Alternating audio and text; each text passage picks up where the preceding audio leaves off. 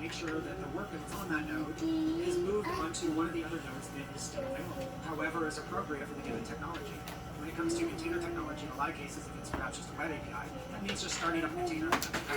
If a database was involved, though, then that scheduler has to coordinate with your persistent, perhaps distributed storage system to be able to bring up the database with the existing data. At the end of the day, though, your workloads have to be moved to nodes that still exist long enough for the node manager to kick in and create another node, perhaps even a couple of nodes. And then once those nodes are booted up and joined up to the cluster, the scheduler will kick in then and rebalance some work on top of them, if that's the scheduling strategy that you have selected. At some point in time, you'll want to add a new application to the cluster. And in fact, this will probably be something that you federate out to the individual teams that are developing applications. At some point, one team will say, hey, we have a new app and we'd like to run it on the cluster. The scheduler will take care of doing that. And maybe they decide that they need 2 instances of that app running for the user load that they have, maybe even 3 at some point in time. In fact, you might hook all of this up to some dynamic system that takes care of adding and removing instances of your application, so containers or VMs or change root processes or whatever it might be. You might hook that up to some auto-scaling component, so when users are beating up the instances you have, you then start up new instances to be able to handle that load, and you route some of the traffic to the new instances until things calm down. At some point, one of your applications is going to morph. Who knows why? But you probably want the scheduler to kick in and recreate it, either where it was at, and that might be a good idea if it was a database, so it has the data locally, or maybe you create it on another node if you don't trust the node that it died on. That's something the scheduler can take care of for you automatically, and one of the reasons it'll do that automatically is because schedulers tend to work in what's known as enforcing a desired state of configuration, DSC. This is not just Microsoft PowerShell DSC. I'm talking about the bigger idea that you can say, hey, I have this drawing your name. Instances up and running. I don't care where they're at, but I need 3. So it could be here, or it could be here. That doesn't matter. And when one of them dies, the scheduler will take care of bringing it back to life, it's shaking. That might be. You give the scheduler constraints about what that application needs in terms of resources, the number of instances you'd like to use, you want to start the container. You plug all of that in, usually via something like a YAML or JSON file. The scheduler takes over and is always monitoring that application. And whenever an instance dies, or if you demand more instances, the scheduler will take care of ensuring that reality matches your desired state. So it's not your responsibility to monitor the system and send commands to start up new containers or VMs or whatever it might be. When something goes wrong, the scheduler takes care of that automatically. A lot like enforcing desired state with configuration management.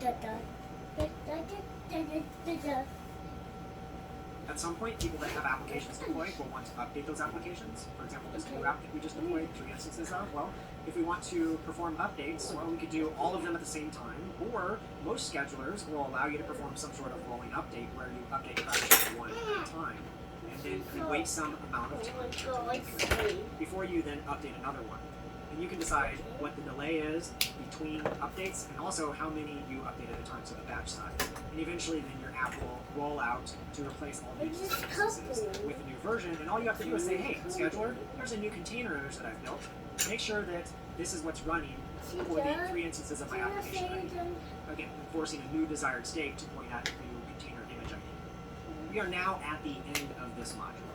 If you take away nothing else, keep in mind that a cluster provides the opportunity for us to have a machine that can scale as big as we want or as small as we want, perhaps even dynamically, to be able to run our applications without really caring where they end up at the end of the day, so long as they have the resources that they need. And this cluster can grow as our needs grow. But also keep in mind there's nothing wrong with a single machine and taking advantage of container and image technology locally. Let's now move on to the final module of this course, where we talk a little bit about how containers and image technology affect application development. Some ideas I have that I'd like to share with you, where I think we will see app development in the future. This is so different. Okay. Oh, I told you don't touch it. The video will shake.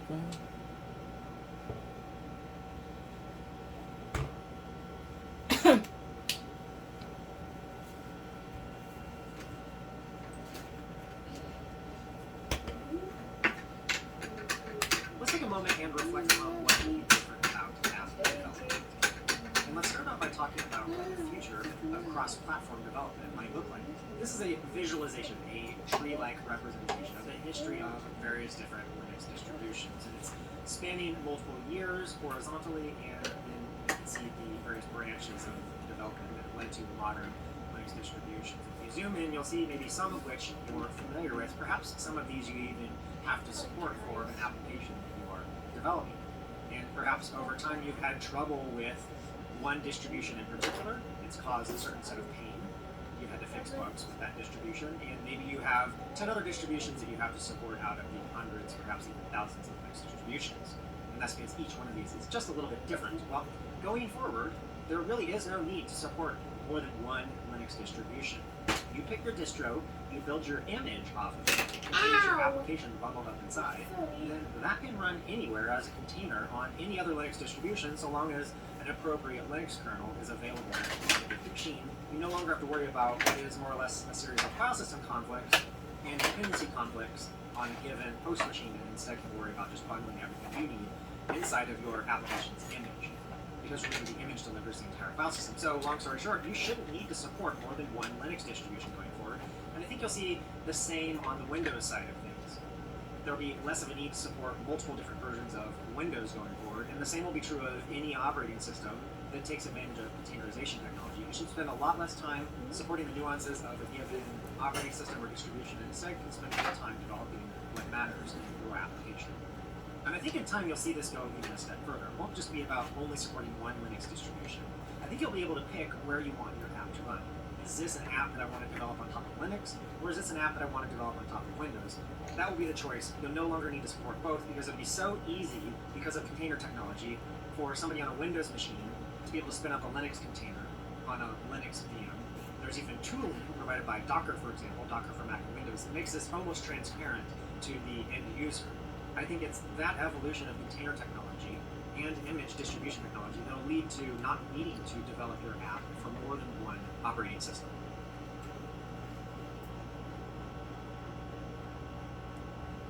Ports have been a traditional means of carving up what is more or less a single network stack for us in namespaces of single discourse.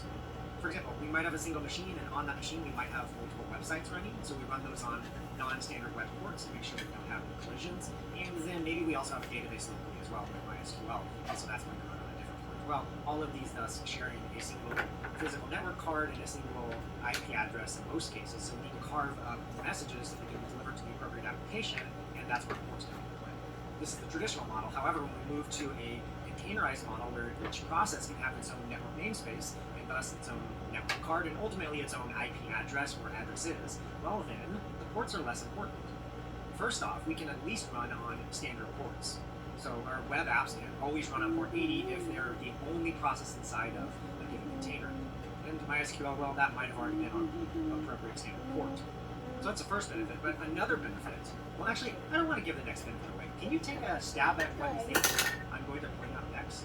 Look at this diagram and think a moment about the ports we're using here. Well, really, at this point where each application or process has its own network namespace and IP address, well, we don't really care about the ports anymore. We really just care about the IP address. That's how you address a given application. That might be an IPv4 private address, or maybe it's an IPv6 address. At the end of the day, that's how we address our application now. The port is merely a relic of the past.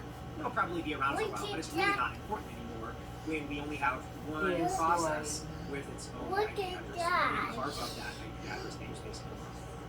Your messages flowing to and from a given IP address inside of a given container is going to be for one process.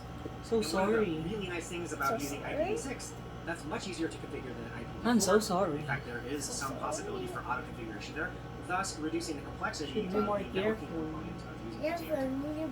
And this isn't just for containers. As I mentioned, I will be we can bring careful. the benefits of image distribution to VMs and optimized VMs. So we'll see the same benefits with optimized VMs as well, where we just have one process inside of the VM. Maybe you're already at this point, so you already somewhat have this benefit. And the port is going to be a vestigial component at best, and we really just need to be concerned with the IP address. Now, a caveat to all of this is, what if we have multiple applications or processes inside of a single container? Well, there's nothing stopping us in that case from assigning multiple network interfaces to that container, multiple virtual interfaces, and thus having multiple IP addresses, or maybe even just having multiple IP addresses. Baby, can you for connect the dots? One virtual interface inside the container, and thus we can still have a one-to-one mapping between IP address and